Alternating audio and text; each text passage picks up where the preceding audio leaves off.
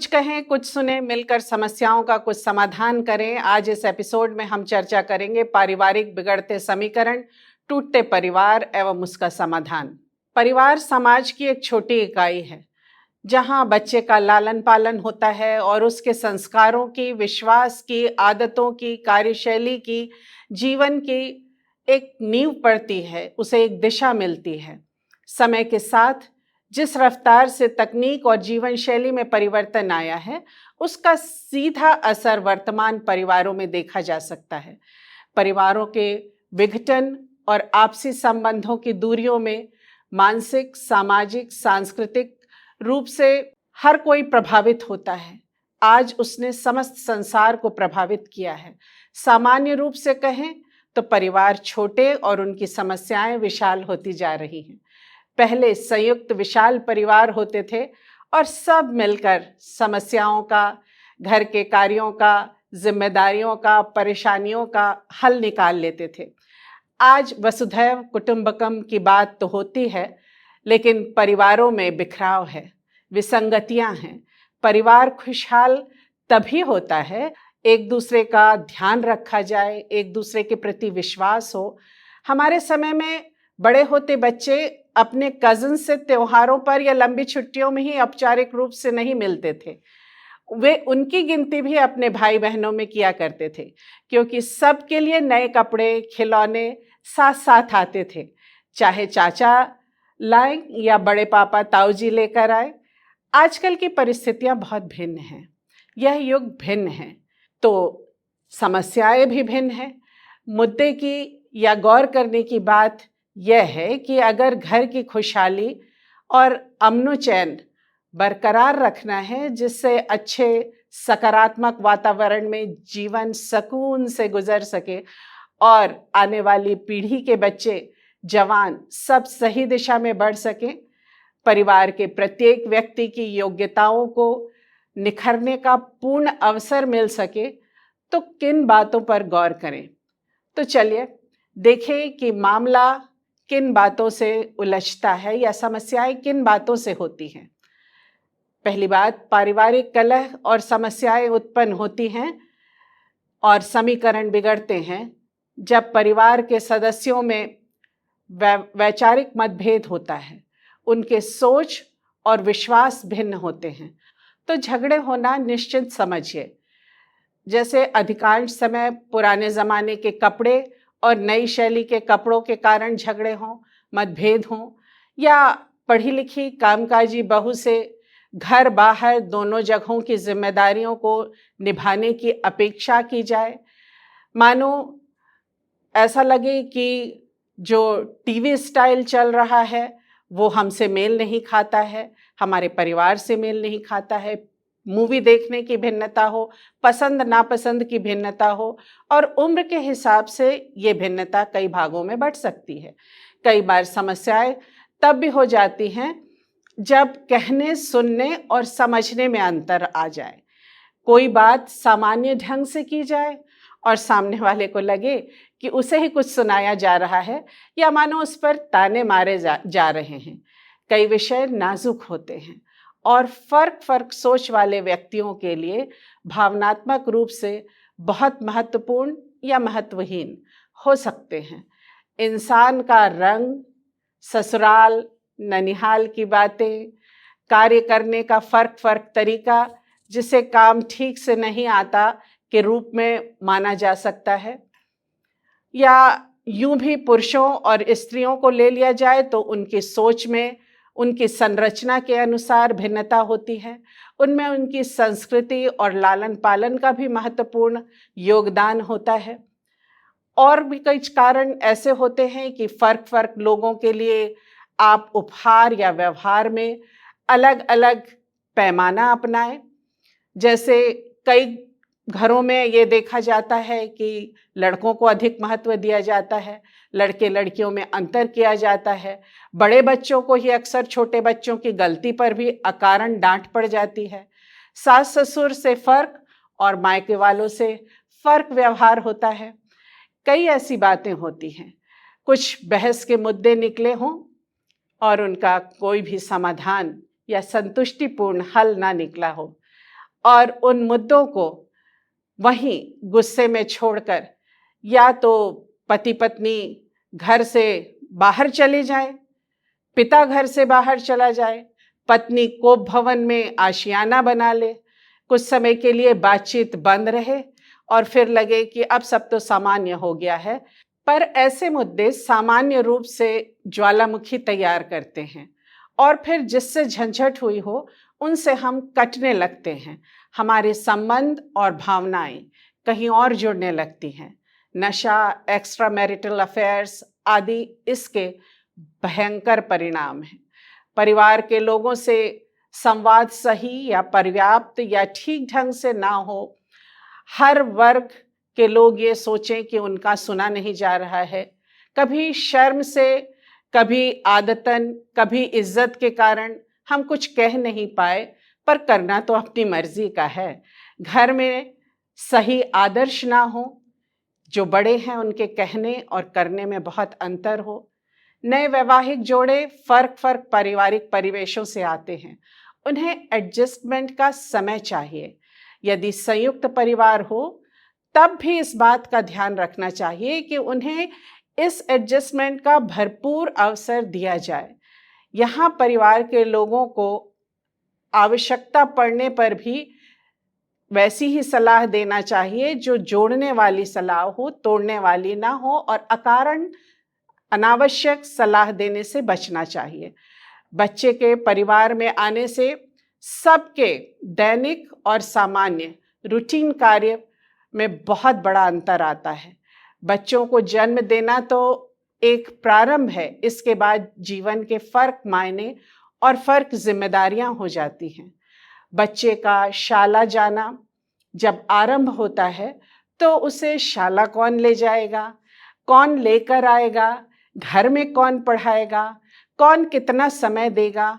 पुनः मानव जीवन शैली में, परिवार में, हर बातों में परिवर्तन करना आवश्यक हो जाता है।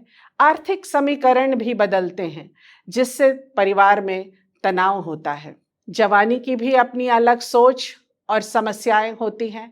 एडोलेसेंस में जब हर चीज जानने की जिज्ञासा होती है, यदि ऐसे समय में सही मार्गदर्शन, स्नेह, अपनत्व, सही आदर्श ना मिले और उन जवानों के मार्ग गलत रास्तों की ओर, गलत मार्गों की ओर, गलत चीज़ों की ओर, गलत संगति की ओर बढ़ जाते हैं और फिर हम उन्हें ही दोष देते हैं। जनरेशन गैप एक बहुत बड़ा कारण है। पारिवारिक विघटन का इससे एक दूसरे को ना केवल ऐसा लगता है कि कोई हमें समझ नहीं रहा है, सही सोच को सम्मान ना देने का जो रवैया है वो घर में कायम हो जाता है और इंसान गलत दिशा में चला जाता है। परिवार में बड़ों के साथ माता पिता का आपस में और बच्चों के साथ कैसा संबंध है, कैसा व्यवहार है, किस तरह के शब्दों का प्रयोग किया जा रहा है, कितनी बातों में व गलत कार्यों में उनसे छुपा कर कार्य हो रहा है और फिर बाद में उन्हें सांसारिक चीज़ें, गहने, कपड़े, गिफ्ट आदि से ढांकने का प्रयास हो रहा है। ये सब व्यवहार परिवार के बच्चों से, परिवार के सदस्यों से छिपा नहीं रहता। आप अपना प्रभाव खो देते हैं।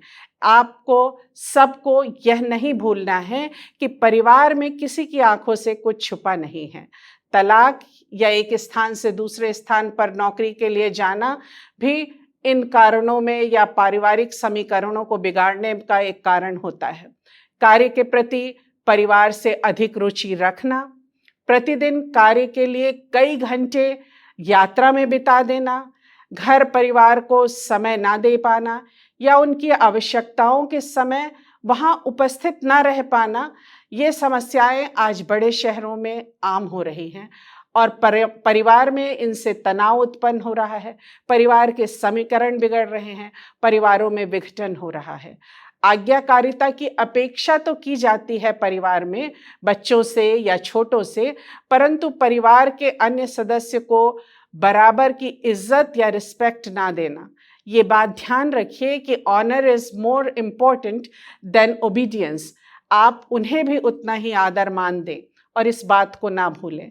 ऑपोजिट सेक्स के वर्क पार्टनर में ज़्यादा इंटरेस्ट दिखाना या उनकी ज़रूरत से ज़्यादा तारीफ करना, क्योंकि भावनात्मक रूप से आप उनके साथ ज़्यादा समय बिता रहे हैं, उनको आपकी ज़्यादा बातें पता है। क्योंकि घर में तो जब आप काम करके थके हारे लौटते हैं तो आपको अपनी बातें शेयर करने की फुर्सत ही नहीं रहती, क्योंकि आधा समय या तो टीवी में चला जाता है या सोशल मीडिया पर मोबाइल में चला जाता है या ऑफिस के काम को घर में पूरा करने में चला जाता है। घर में यदि फिजिकल, शारीरिक या वर्बल बोलचाल के द्वारा अब्यूज हो तो इसका भी बेहद बुरा असर सब सदस्यों और परिवार पर पड़ता है।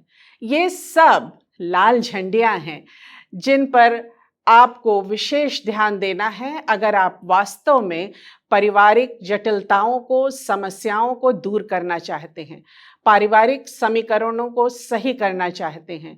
तो आपको इनको जानना, इनको पहचानना, इनको समझना और इनका समाधान ढूंढना बहुत आवश्यक है, ताकि इन से निकलकर हम अपने सही मार्ग का चयन कर सकें, अपने परिवार को सही दिशा दे सकें। सभी की भावनाओं और अच्छाई को देखते हुए सोच समझकर कदम उठाइए। सोचिए, आपके लिए परिवार महत्वपूर्ण है या कुछ और? परिवार से ज़्यादा महत्वपूर्ण और क्या हो सकता है? अक्सर जब समस्याएं और बहस होती है तो हम स्वयं को ही सही ठहराने का हर संभव प्रयास करते हैं, लेकिन स्वीकार करना है कि परिवार हमारा है, परिवार का नुकसान हमारा नुकसान है। अगर हम मुखिया हैं या परिवार के अहम सदस्य हैं, सक्षम हैं, सशक्त हैं, समर्थ हैं, तो हमें ही सबको संभालना है। सार्थक खुला संवाद बहुत ही आवश्यक है। Open positive communication is very very important. हर कठिन समस्या का एक समाधान, शांतिपूर्वक सर्वमान्य हल भी ढूंढना बहुत आवश्यक होता है। This usually means that everyone agrees to a compromise or agrees to disagree। यानी या तो एक बात पर आप सहमति बना लें, एक मत हो जाए, या तुम भी ठीक मैं भी ठीक, अपनी अपनी म्यूजिक सुनो। युवा जो हैं हेडफोन लगाकर सुन ले ताकि बुजुर्गों को अपना संगीत सुनने का अवसर मिल सके और उनको भी डिस्टर्बेंस ना हो। इस तरह से भी कार्य किए जा सकते हैं और यही उचित होगा। कई बार भावनात्मक जोश और अकारण विध्वंसक या प्रताड़ित करने की आदत को यदि काबू करना संभव ना हो तो प्रोफेशनल काउंसलर या सलाहकार की मदद लें, क्योंकि कई बार अपनी ही जिद पर अड़े लोगों की मानसिकता परिवर्तित करना बेहद कठिन होता है। हर बार आप ही सही नहीं हैं, यह मान लेना आधी समस्या का हल कर देगा।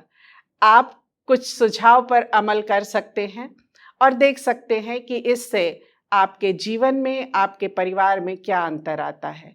क्या मुद्दा वास्तव में इतनी झंझट में पड़ने का है, झगड़ने या समस्या का है?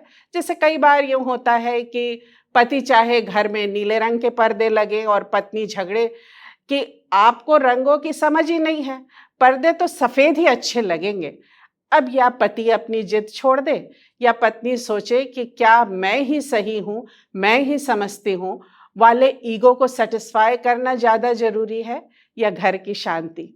और इस तरह हम अपनी समस्याओं का समाधान कर सकते हैं। सबसे महत्वपूर्ण बात यह है कि आपको समस्या पर ध्यान केंद्रित करने की आवश्यकता है, व्यक्ति पर नहीं।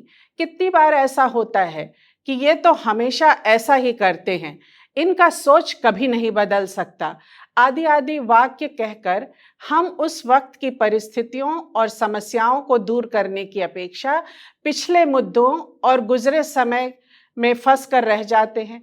इससे हम जिद पर मजबूर होकर एक और सील लगा देते हैं, एक स्टबर्ननेस दूसरे व्यक्ति में और हम में आ जाती है और समस्या का कोई भी समाधान नहीं निकलता। मुझे इसकी शक्ल भी देखना पसंद नहीं और उसके आगे फिर बात मुद्दे तक यानी जड़ तक कभी जाती ही नहीं, तो उसका समाधान कैसे होगा? यह सोचने की आवश्यकता है और इसे देखने की आवश्यकता है। बहस से पूर्व आप अपने उबले हुए क्रोध को शांत कर लें, लंबी सांसें लें और आंख बंद करके 10 से 50 तक, 100 तक गिनती गिने। तब आप ठंडे होकर बात करें। कई बार गर्मी गर्मी में बात बनने की बजाय बिगड़ जाती है और ऐसा भी बोल जाते हैं जो कभी नहीं बोलना चाहते, लेकिन सामने वाले को तो हमेशा यही लगता है ना कि आपके मन में ऐसा था, इसीलिए आपने गुस्से में वही बात निकाली जो आपके मन में था। आप अपने मन में यह पक्का निश्चय करें, जिसे भारत में कहा जाता है कि गांठ बांध लें, कि आपको अपने घर की समस्याओं का हल करना है। आपको कोई बहस जीतने के लिए जिरह नहीं करना है।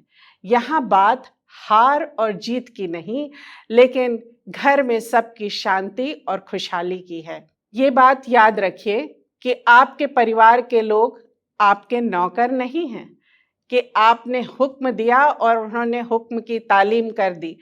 आपके हुक्म की पाबंदी के अनुसार तुरंत वो कार्य कर दे, आपकी इच्छा अनुसार करे। उसमें उनकी भी बात सुनने और उन्हें उनके ढंग से कार्य करने की छूट आपको देना होगी। आज विश्व सिमट गया है। लोग परिवार से अलग पढ़ने जाते हैं, कार्य करने जाते हैं। वहाँ की संस्कृति, वहाँ का वातावरण, वहाँ की सभ्यता उन पर निश्चित रूप से प्रभाव डालती है और उनके सोच का दायरा उससे बढ़ता भी है। समस्या की ठीक ढंग से व्याख्या करना बहुत आवश्यक है और मुद्दे या टॉपिक से भटकने की आवश्यकता नहीं है। कई बार ऐसा होता है कि हम मुद्दे से भटक कर लोगों को उसमें बहका देते हैं, असमंजस्य की स्थिति पैदा हो जाती है। अपनी बात बोलना तो सबको अच्छा लगता है और आता भी है, लेकिन दूसरों की बात सुनने और उसे सही ढंग से समझने का मादा रखना बहुत आवश्यक है। याद रखिए और सप्रयास इसकी आदत डालिए। सफाई और सच्चाई से पूर्ण गरिमा के साथ अपनी बात सही समय पर सही ढंग से रखना सीखिए। कोशिश करिए कि कोई कॉमन ग्राउंड मिले जिस पर कई बार परिवार के पालकों का, बच्चों का भविष्य के लिए कोई स्वप्न हो और वे बड़े त्याग के साथ उसको पूर्ण करने का, बच्चों के साथ पूर्ण लगन से उसमें जुटे रहने का प्रयास कर रहे हैं और वे स्वप्न देख रहे हैं कि उनका बच्चा उस स्वप्न को पूर्ण करे। लेकिन याद रखिए कि यद्यपि ये गलत नहीं है, परंतु आपका स्वप्न आपके बच्चे का स्वप्न नहीं है, उसका खुद का भी कुछ स्वप्न हो सकता है। हो सकता है आप डॉक्टर बनना चाहते थे, आप फिल्मों में काम करना चाहते थे और अब आप चाह रहे हैं कि आपका बच्चा आपके उस स्वप्न को पूर्ण करे। लेकिन अगर आपके बच्चे का दिल उसमें नहीं है, उसके लिए उसमें जुनून नहीं है, उसके लिए उसको पैशन नहीं है, तो वो उस कार्य में सफल होगा नहीं। इसलिए यदि आपका बच्चा डॉक्टर बनने के बजाय शिक्षक बनना चाहता है, सिंगर बनना चाहता है, तो उसको कुछ समय दीजिए कि अच्छा ठीक है, तुम कुछ समय ये करके देखो और फिर अगर नहीं होगा तब तुम अपना ध्यान इस बात पर केंद्रित करना। और जब ऐसा होगा तो निश्चित रूप से आपका स्वप्न ही शायद उनका भी स्वप्न बन जाए। But don't try to live your dream life through your child. यह उसके लिए और आपके लिए सही नहीं है और इस बात का आपको ध्यान रखना है, तभी आपका घर एक खुशहाल घर बन सकेगा। शांत होकर दूसरे की बात सुनना, एकदम से उस पर कोई नकारात्मक प्रतिक्रिया ना करना, बात के बीच में व्यक्ति को ना टोकना और ना अपनी भावनाओं और विचार के आधार पर उन्हें निर्देशित करने का प्रयास करने लगना, इन सब बातों से आपको बचना है। और ये गुण या कई बातें ऐसी हैं जिनको आपको अपनाने की आवश्यकता है और यदि आप इनको अपना लेंगे तो इसके बहुत फायदे हैं। आप बीच बीच में उनसे प्रश्न भी पूछिए जिससे लगे कि आप उसकी बात में रुचि ले रहे हैं, उसकी बात समझने का प्रयास कर रहे हैं। पारिवारिक निर्धारित सीमाओं का पालन करना आज के युग में बहुत कठिन होता जा रहा है, क्योंकि आज का युग तर्क करता है। आज के युवा तर्क करते हैं, वो फैक्ट्स एंड फिगर्स की बात करते हैं और उनके हाथों में एक स्मार्टफोन है जिसमें ज्ञान का भंडार है, ज्ञान का खजाना है, जो अच्छा और बुरा दोनों हो सकता है। उसका काम सरल भी करता है और उसको उसमें उलझाकर उनका ध्यान आसानी से भटका भी सकता है। आज के वर्तमान समय में जात पात, ऊंच नीच की बातों से उबर कर नई पीढ़ी योग्यता, पद, प्रशिक्षण आदि के आधार पर वैवाहिक पार्टनर की कंपैटिबिलिटी देखता चाहता है कि कौन उनके साथ जमेगा या जचेगा। लेकिन यदि वास्तव में उन्हें आने वाले जीवन में पूरे परिवार के साथ मिलकर चलना है तो उसे पारिवारिक संस्कृति, सभ्यता व मान्यताओं का भी ध्यान रखना आवश्यक होता है, या अन्यथा वो स्वयं को बिल्कुल अकेला पाएगा।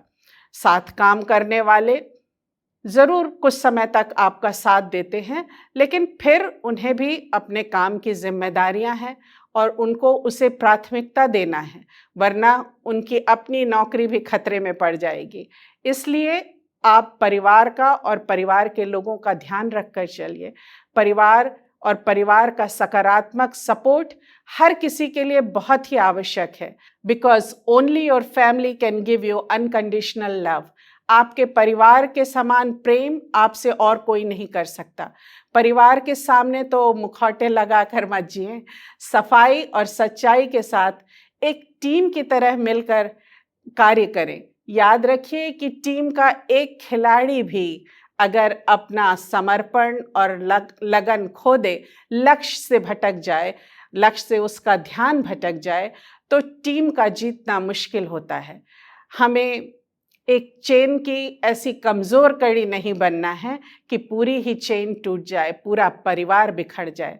सकारात्मक संवाद से, समझदारी से, एक दूसरे की सुनकर, इज्जत और प्यार से एक कदम तुम बढ़ो, एक कदम हम पीछे हटते हैं कि लीक पर आप अपने घर को स्वर्ग बना सकते हैं।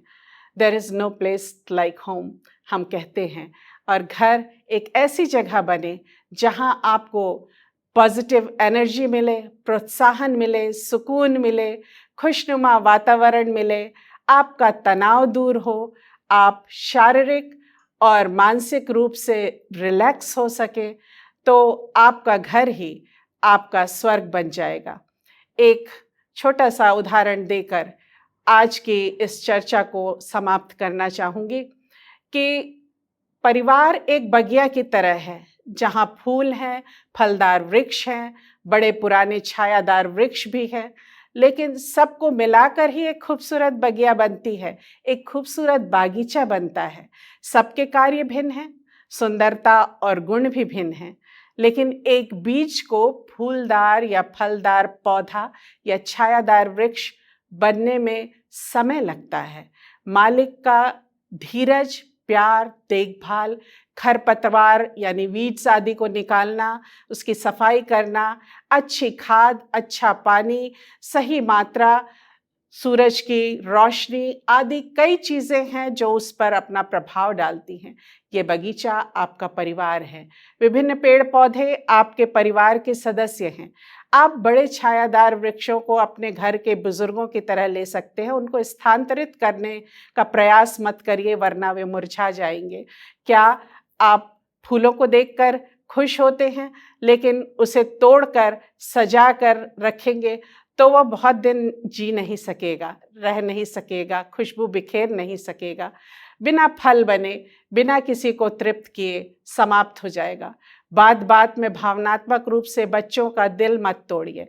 आपकी डांट और आपका दुलार, आपका सकारात्मक प्रोत्साहन उनके लिए बहुत मीनिंगफुल है।